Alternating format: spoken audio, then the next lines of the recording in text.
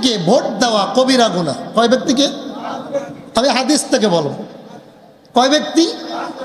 সেই ব্যক্তির ভিতরে যদি আমিও পড়ি, আমারে ভোট দেওয়া কবিরা গুনাহ। কি গুনাহ? জোরে বলেন। ভোট যারা দিবেন 5টা গুণ থাকতে হবে। কয়টা গুণ? কোন স্বৈরা শাসনকে, হত্যাকারীকে, চোর ডাকাত লুচ্চা বদমাশকে ভোট দেওয়া যাবে না। আপনার ভোট পাই আকাম করবে, আজীবন গুনার ভাগী আপনি হবে। কথা বলে কেন? আরো জোরে বলেন। আমার উস্তাদ শায়েখ ও মুর্শিদ মুস্তাকুন নবী আল কাসিমি বলছেন, ভোট দিবেন কাকে? যে নামাজি, সালিহিন, ইত্তেবা সুন্নাতা খুলাফা রাশিদিন। নামাজ পড়ে না যে ভোট পাবে না সে। কথা কেন? কেন? সে যদি জামাত ইসলামেরও হয়, চরমনারও হয়, তারে ভোট দেওয়া যাবে না। কথা কেন? কেন? আমার আব্বা হইল আমার আব্বারও কথা কয় না, ভোট দেওয়া যাবে না। এবার বলেন, নামাজ পড়ে না যে ভোট পাবে না সে। কোন? নামাজ পড়ে না যে ভোট পাবে না সে। রাজি আছেন তো? হাত তোলেন। অনেকে তোলে নাই, মুনাফেক এটা। হাত তোলেন, হাত তোলেন। বেনামাজির ভোট দিবেন না, অনেকে হাত তোলে নাই। এটা হলো আমলিকের দালাল। হাত তোল বেটা, হাত নামান। আলহামদুলিল্লাহ কোন? আচ্ছা এবার বলেন, আমি কি কোনো পক্ষপাতী কথা বললাম? কথা কেন? কেন? যে নামাজি তারে ভোট দিবেন, যে দাঁড়ায় দাঁড়ায় মতে তারে ভোট দেওয়া যাবে না। ঠিক আছে। 2 নম্বরে, যে সলিহীন, সলিহীনকে ন্যায় বিচারক। কি বিচারক? ন্যায় বিচারক। তাকে কি দিবেন? ভোট দিবেন, সমর্থন করবেন। সে বিএনপির হইল, তারে দিবেন। কথা কেন? কেন? ঠিক কিনা জোরে কন। যেহেতু সামনে নির্বাচন, সামনে কি, আমি কোরআন থেকে বলে দেব কারে কারে দিবেন। কি থেকে? হাদিস থেকে বলবো। কি থেকে? হাদিস থেকে। কেউ কাকা কি হয়েছে আপনার? কি কাকার কি চুল কাকা কি হয়েছে? সমস্যা কি? আমি কোনো পক্ষপাতী বললাম? কথা কেন? কেন?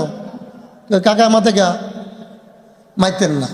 আমি টাকার বিরুদ্ধে ওয়াজ করি, কোনো কন্টাক্টও নাই, আগেও নাই, পরেও নাই, যা দেয়া তাই। অনেক হুজুর আছে আগে 50 পরে 50, এদের কথা কইতে ভয় লাগে। কারো বিক্রি হয়েছে। কথা কন না কেন? নবীজি বলেন, আস-সাকিতু আনিল হাক্কি আশ-শাইতানু মিনাল আকরাস। যে বুবা শয়তান, হক কথা বলে না, কিয়ামতের মাঠে জিহ্বা আগুনের কাছে দিয়ে কাটা হবে। ঠিক কিনা জোরে কন বন্ধুগণ। এজন্য রাসূল কারীম সাল্লাল্লাহু আলাইহি ওয়াসাল্লাম বলেন, ওয়াইজা কানা উমুরুকুম শিরারুকুম আগনিয়াকুম বুখালাউকুম উমুরুকুম ইলা নিসাইকুম। 4 শ্রেণীর লোক, 5 শ্রেণীর লোককে সমর্থন দেওয়া যাবে না। সেই 1 নম্বরে হলো, তোমরা দেখবা কিয়ামতের আগে মূর্খ লোক সমাজের নেতৃত্ব দেবে। ঠিক। তারা কথা কয় না? কি লোক? কি লোক? কি লোক? মূর্খ লোক। নবীজি আমার বলেন, অশিক্ষিত, মূর্খ, চরিত্র নাই, লেখাপড়া নাই, 3 বার মুরগি চুরি করে ধরা খাইছে, সমাজের নেতৃত্ব দেবে। এটা কিয়ামতের 1 নম্বর আলামত। ঠিক কিনা? আপনাদের দিকে এমন নেতা নাই? আলহামদুলিল্লাহ, এমন নেতা আমাদের দিকে নাই। বন্ধুগণ, আল্লাহ রাসূল সাল্লাল্লাহু আলাইহি ওয়াসাল্লাম বলেন, বাল্লিগু আন্নী ওয়ালাউ আয়া। তোমাদের মাঝে ভালো কথা যদি কেউ জানো, অপরের কাছে পৌঁছায় দাও। সুবহানাল্লাহ কোন?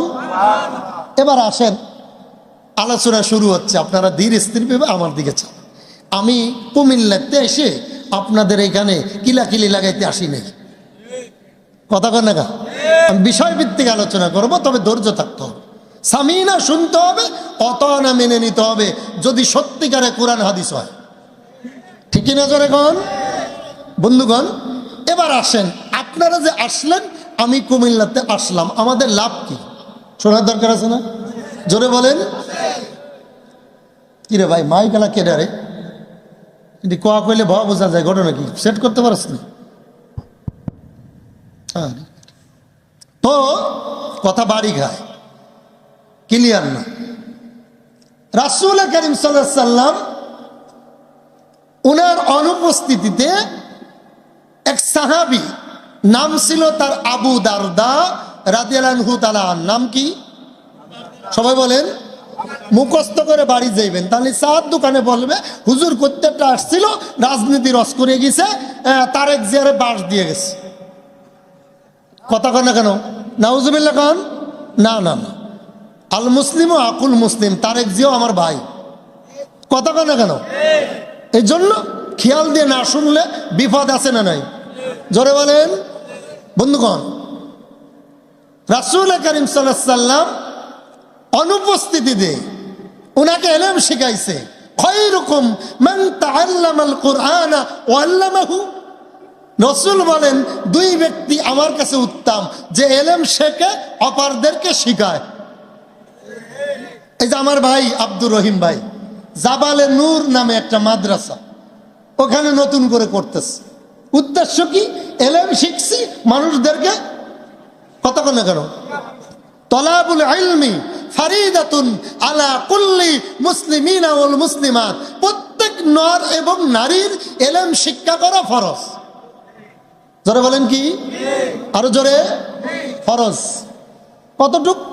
মাওলানা হওয়া ফরজ না, বক্তা হওয়া ফরজ না, মুফতি হওয়া ফরজ না, হাফেজ হওয়া ফরজ না। এতটুক ফরজ যতটুক শিখে আপনি আমল করে কবরে যাইতে পারেন। ঠিক কিনা জোরে কোন? নবীজির সাহাবী নাম কি?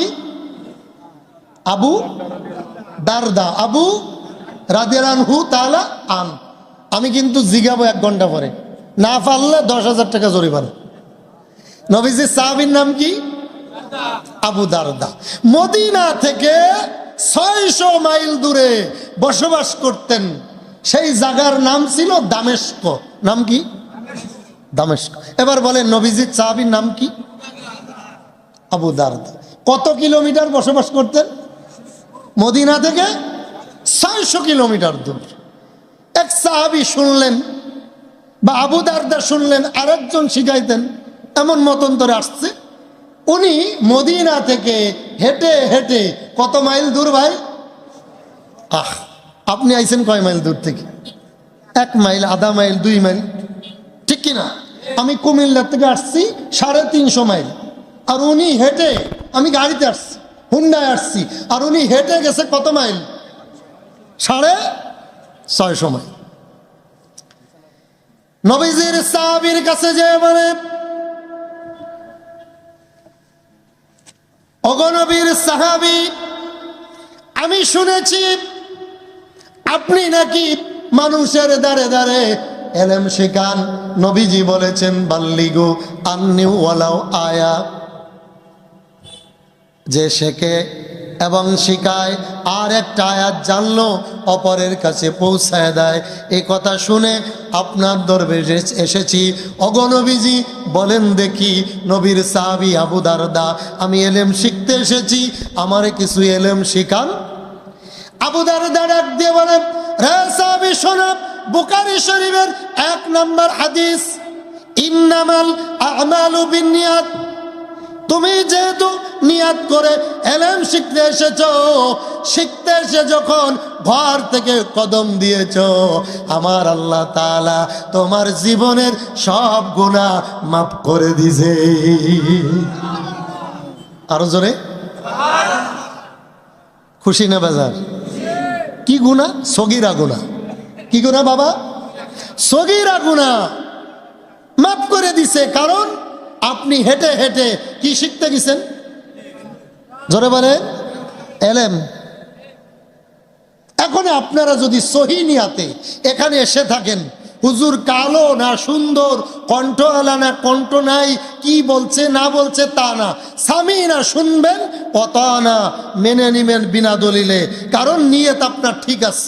হুজুর যদি এক পেশে বলে, কিয়ামতের মাঠে হুজুর মাইর খাইব। কথা কেন কেন? কারণ আল্লাহর কসম, কোরআন শপথ করে বলি, আমার আগে রিক্সা চালায়, ঠেলা গাড়ি চালায়, আমার আগে জান্নাতে যাবে যদি আমার